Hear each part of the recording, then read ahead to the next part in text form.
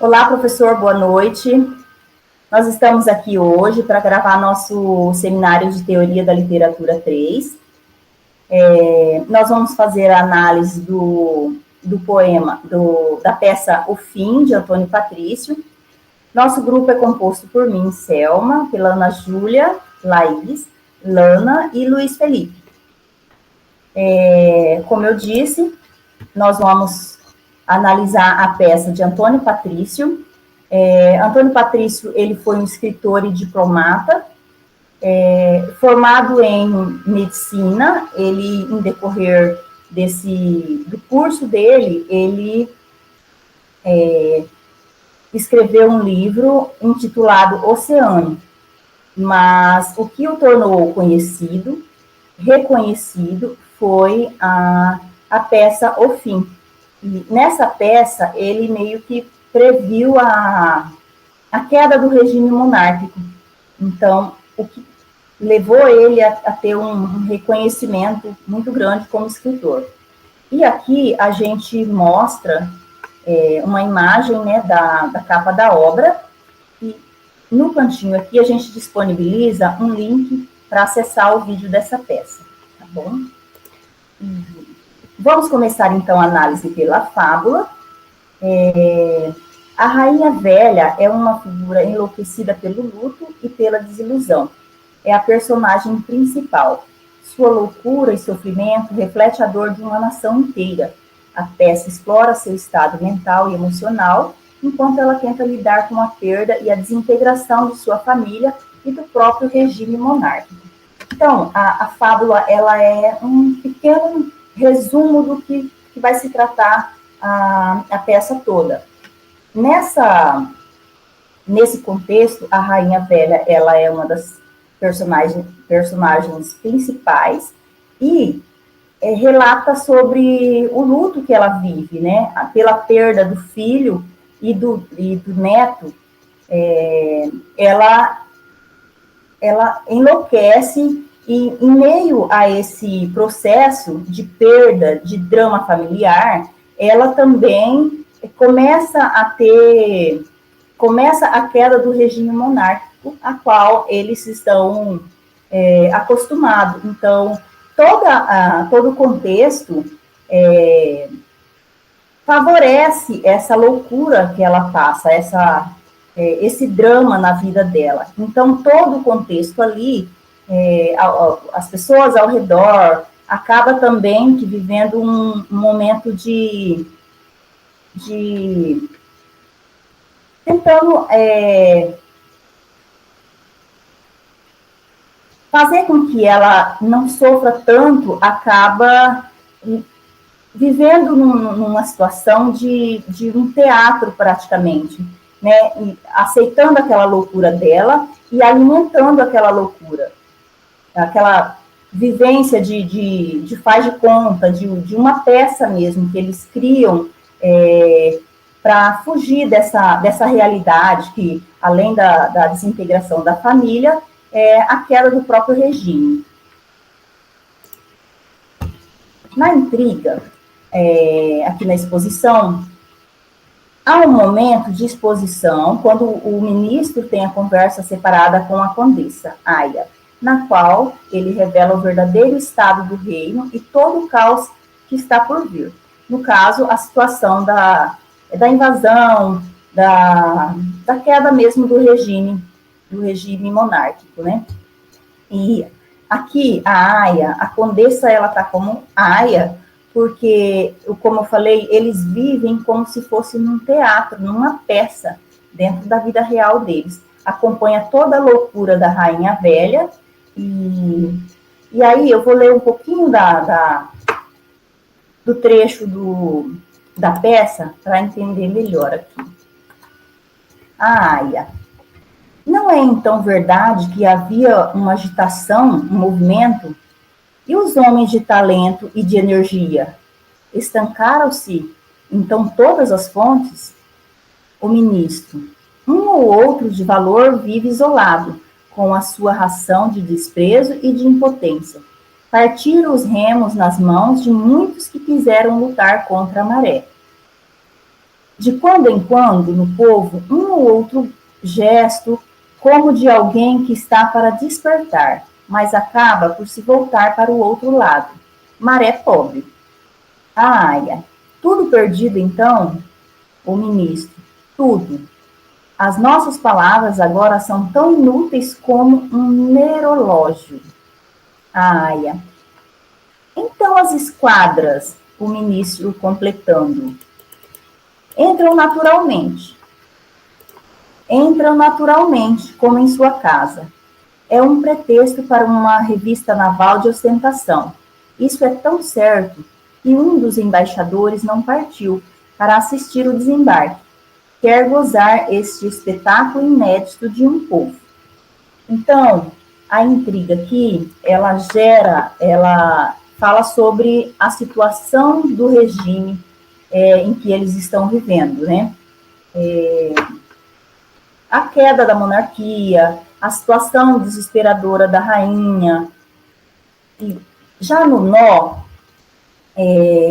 o nó do drama, o fim, é o fato da rainha ter presenciado o assassinato do neto e do filho e do neto. Fato esse que levou a rainha a se entregar para a loucura, algo que foi intrínseco para o desenvolvimento da história.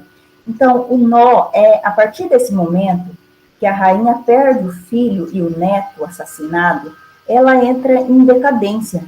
E, com isso, a loucura vem junto. Então, esse é o fato que desencadeou toda a história. A partir desse momento, começa a ter todo o problema, a loucura, as pessoas ao seu redor começam também a vivenciar aquilo e começa a alimentar esse teatro da vida dela. No clímax, há uma clara revelação de que a monarquia está condenada. As tensões políticas e sociais atingem um ponto crítico, deixando claro que a queda do regime é inevitável. Esse momento de clareza é devastador, tanto para a rainha quanto para os demais personagens. Então, a partir desse momento, a situação crítica, a loucura da rainha, a rainha não quer, não só a rainha, mas todos aqueles que vivem ali no palácio, não querem perder esse status de monarquia, de rei, né, e viver no palácio. Então, eles vivem muito fechados naquele ambiente. Nesse momento, eles caem na real e têm a clareza de que a situação não está favorável, tanto para a rainha quanto para os demais personagens envolvidos. A partir de agora, a intriga e o desenlace, o Luiz vai explicar, vai analisar. Olá, pessoal, boa noite a todos. Agora eu vou dar início à intriga, que seria o último ponto da intriga, né? Dessa parte, que é o desenlace. Então, o desenlace é justamente o momento em que o nó se desata, quando tudo acontece. Então, uma das cenas mais emblemáticas da peça ao fim é justamente o desenlace, o final, que faz uma metáfora muito icônica ao próprio título, e que acontece durante a última conversa entre a Aya, a rainha, e o desconhecido, que é o personagem que ele chega por último, justamente já nessa fase final da peça. Então, todo o diálogo acontece em meio às ruínas, então simboliza todo aquele término de uma era e a destruição daquele sistema político e econômico da época. Então, esse desfecho serve para mostrar justamente a desintegração total que o título sugere já. Então, ele encapsula aquela ideia de que tudo chegou ao ponto final. Então, é uma conclusão que amarra todos os elementos de sofrimento, manipulação, loucura e o desmascaramento da verdade. Então, mostra que o fim é inevitável e absoluto. Então, é muito icônico essa parte da peça. Dando continuidade. Agora falando agora ao fim, né, do tópico de intrigas, chegando agora no tópico de personagens. A gente tem os personagens principais da peça que estão mais presentes. Temos a Rainha Velha, que protagoniza tudo. A Aya, que se faz. É uma condensa que se faz de Aya, né? O Duque, o Ministro e o Desconhecido. Sobre os personagens, a gente vai fazer uma análise mais detalhada sobre a Rainha Velha. Falando um pouco agora sobre as ações, né? Que colocam ela nesse epicentro. Temos nessas ações, né, que a rainha sofre, que dando destaque a alguns pontos sobre o sofrimento, né, que a rainha ela é consumida pela dor de perder seu filho e neto. Então é um sofrimento que a leva à beira da loucura, muitas vezes, até seu fadídico final. As manipulações, que é a sua tentativa de manter as aparências e preservar o que resta do seu poder sendo a rainha. E ela se envolve em jogos de manipulação, tanto com os personagens da peça, quanto consigo mesma, enquanto personagem. A loucura, né?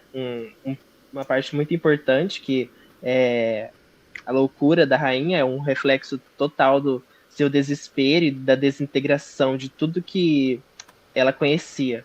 Então, sua mente, muito fragmentada, simboliza toda a ruína do regime monárquico. Então, existe essa rima entre a desintegração da mente dela, ao mesmo tempo que acontece essa desintegração no reino, vamos dizer, no palácio, todo o local. A encenação, né, que ela se vê presa em uma encenação constante, ela tenta projetar uma imagem de controle, estabilidade, quando tudo ao seu redor está desmoronando. E por fim, o desmascaramento da verdade, né? Que ao longo da peça, a verdade sobre o estado do reino e a própria condição da rainha é gradualmente revelada. Então, desmascara toda aquela ilusão que ela e os outros personagens mantinham. Então, a rainha se entrega ao fracasso e à loucura da tentativa de manter as aparências, e essa fachada enganosa arrasta os outros personagens para esse jogo de ilusão e desespero. Passando de ações, agora indo para os horizontes críticos, né? A peça, a gente, de cara, assim, a gente já destacou muitos pontos que a gente achou muito interessante da peça. Nenhum a gente encontrou um defeito. Talvez um defeito, entre aspas, é a linguagem difícil, né? Por estar num contexto histórico, ser uma peça de época, mas isso não tinha como evitar. Afinal, são outros tempos. A linguagem, a linguística mudou muito com o tempo. Mas agora, passando para uns pontos mais complexos que a gente achou muito interessante durante a leitura da peça, é que o drama, que o fim, ele realmente explora as duas dimensões principais. Temos a familiar, mais por parte da rainha, e temos a política. Então, elas são inseridas nesse contexto de crise monárquica, resultando de uma série de eventos interligados. A gente acha isso muito interessante.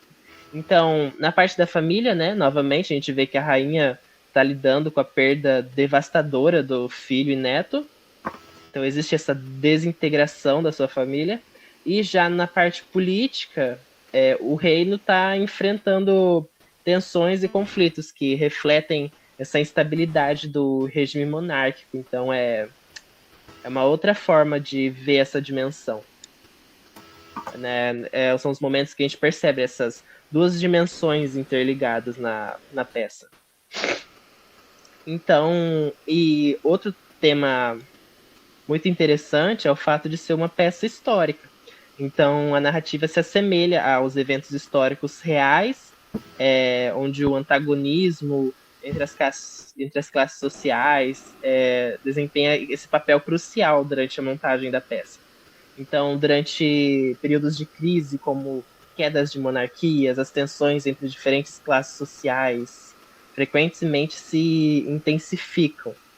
Então existia aquele medo de quem estava no topo, né, dessa classe social, que eram os... Temos a rainha, né, principalmente. O medo não só de perder tudo, mas ficar em classes mais baixas. Entenderam? Então, leva aqueles conflitos e mudanças significativas para a história. Tanto no contexto real, do que já aconteceu anteriormente, quanto no contexto da peça.